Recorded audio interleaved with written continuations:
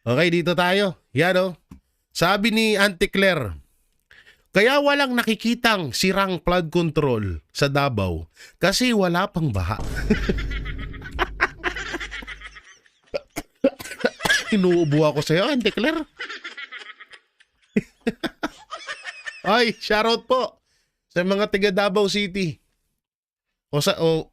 Wala naman nakalagay dito kung saang Davao to. Shoutout po sa lahat ng mga taga Davao. Nananalangin po si Yusik Claire na magkabaha po kayo dyan. Gago.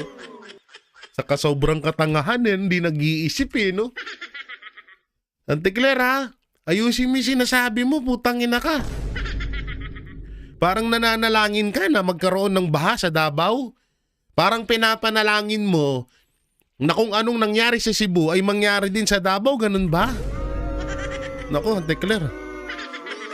Hindi mo kilala mga kinakalaban mo ng mga kapatid nating mga Muslim. Mga kapatid natin dyan sa Davao, putang ina ka. Sa sobrang katangahan mo, nagwi-wish ka ng mamatay sila? Gago talaga no? Sabi niya rito, dapat bahain para malaman ng mga nag-iimbestiga.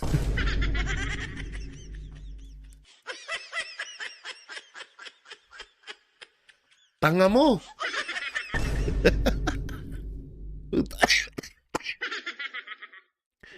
Tangina no? Ang mga taga Davao, hahayaan nyo na ginaganito lang kayo. Tangina, pinapanalangin kayo ng palace press officer na mamatay kayo dyan sa Davao. Nahayaan nyo ginaganyan kayo. Kung ako niyan, kung ako lang ha, kung ako taga Davao, kilala natin ng Davao na matatapang. Puta na pag nakita ko to sa Davao, paktayin ko tong babaeng to. Hindi sa totoo lang kasi hindi naman ako taga Davao, kaya hindi naman ako na-hurt. At hindi ko gagawin yun, syempre. Pero kung ako ang taga Davao, naku po. Puta na, nananalangin siya na magkaroon ng baha sa Davao. Nananalangin siya na mamatay na kayo dyan sa Davao. Biruin nyo yun.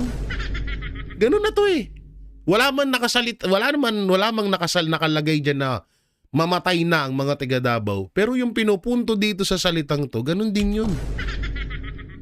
Gago tong hype na to. Demonyo no?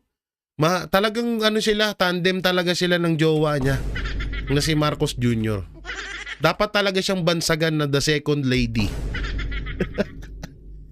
Ang tindi mo, Auntie Claire, iba utak talaga ng administrasyon ngayon. Tangina, sabagay, ano pa bang bago dito? Demonyo ang presidente, demonyo, ano pa ba nga asahan mo sa mga nasa ilalim niyan? Hindi ganun din. Ay, nako talaga. Ito pa yung sinabi niya. Sabi niya rito, natutuwa ako na ganito tayo. Nakikita ng ating mga kapitbahay sa Asia, chill at madaling kausap.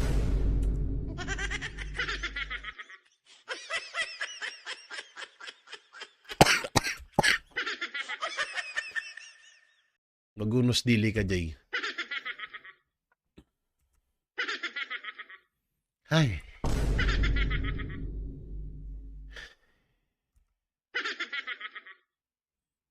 Natutuwa ako na ganito tayo nakikita ng ating mga kapitbahay sa Asia, chill at madaling kausap.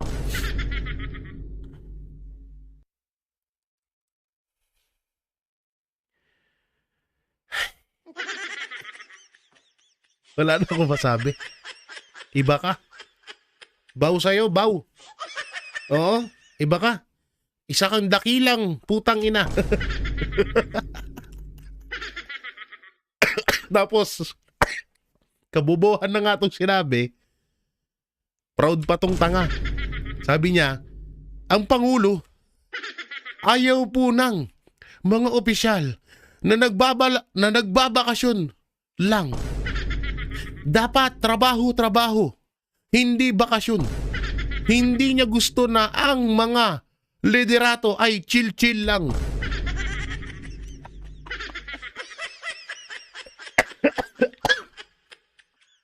Ayop ka, Auntie Claire. Ang katinang lalamunan ko sa'yo.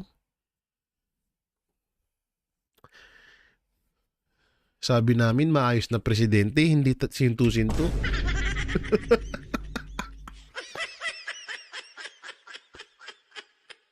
Tapos sintu-sintu na nga yung presidente namin, dinagdagan pa ng luka-luka.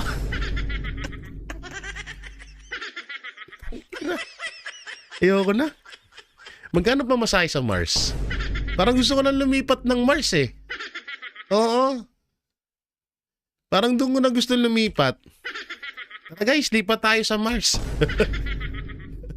Papapaligiran na tayo ng mga, may mga saltik sa utak. Ay, nako. Grabe. Iba talaga. Eto. Oo, asan na ba yun? Eto, panorin natin to. Sabi niya rito, may fake news na naman si Auntie Claire, ha? May fake news si Auntie Claire. Sabi niya rito, may namumuong kilos protesta versus BBM. Panorin natin to. For regarding this alleged destabilization against the government, and inaccuse niya na ang mga nag-finance daw po nito ay sina Vice President Sara Duterte, ang kanyang kapatid na si Congressman Pulong, and si Mr. Chavit Singson. Ano po ang reaksyon ng palasyo dito? Ito po ay napansin na po ng AFP at nabanggit nga rin po ang mga pangalang katulad ni General Pokis, General Orlando De Leon, at saka si Mayor Benji Magalong. Although for confirmation.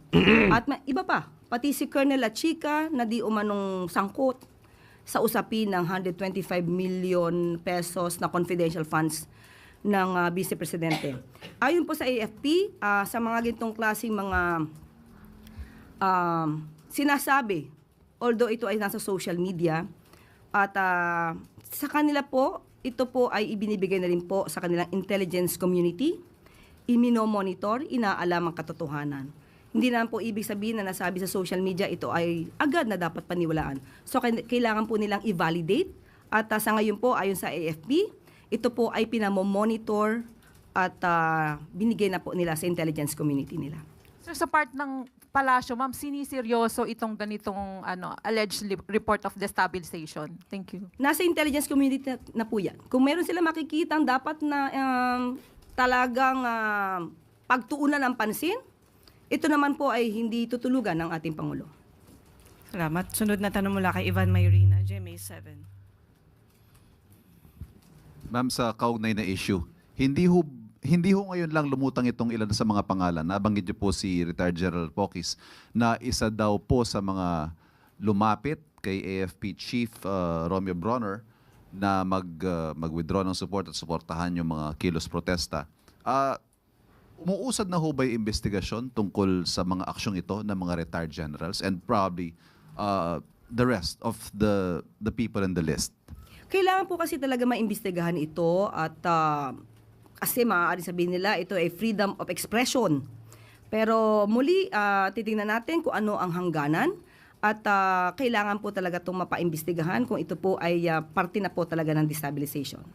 So sa ngayon po, wala pa tayo sa punto na pwede na nating sabihin merong nalalabag na batas itong mga taong ito na nasa listahan ni Mr. Tulfo? Wala pa po tayo masasabi kung sila ay may nilalabag na batas. Kailangan po maimbestigahan ito na mas malaliman. Sabi sa inyo. Hanggang sa, ang ginagawa na lang nila ngayon, pinapaikot-ikot nila yung tao, tapos hanggang sa matumbok nila, makahanap sila ng kapiranggot na butas. Yun, iko-connect na nila sa Duterte. Yung issue na nangyayari ngayon sa Pilipinas. May makukulong? Wala. Wala kayo dyan may makukulong. Salo ni Bongbong Marcos yan. Kaya nga magpaparehab na nga daw. Eto na nga. Yan o, Marcos Jr. Ipaparehab. Naku po. Ipaparehab na. O eto ha. Ipaparehab na ang mga kalsada at tulay na sinira ni Bagyong Tino at Juan. Adik ba sila? Adik ba sila? Ba't mo sila ipaparehab?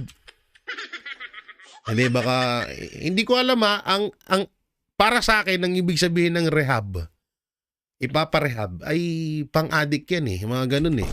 Yung wala na sa katinuan, na sobrang lulong na sa droga, sobrang lulong na sa sugal. So, ibig sabihin, lulong na ang kalsada at tulay. Ang galing. Basahin natin dito sa baba. Agad na ipinag-utos ni Pangulong Bongbong Marcos Jr. sa DPWH ang rehabilitasyon ng mga nasirang kalsada at tulay matapos ang pananalasan ng Super Typhoon Uwan. Layunin nito tiyakin na hindi maantala ang paghatid ng ayuda sa mga apektado. Palakpakan natin. Yun naman pala. Para pala sa inabahan ako eh.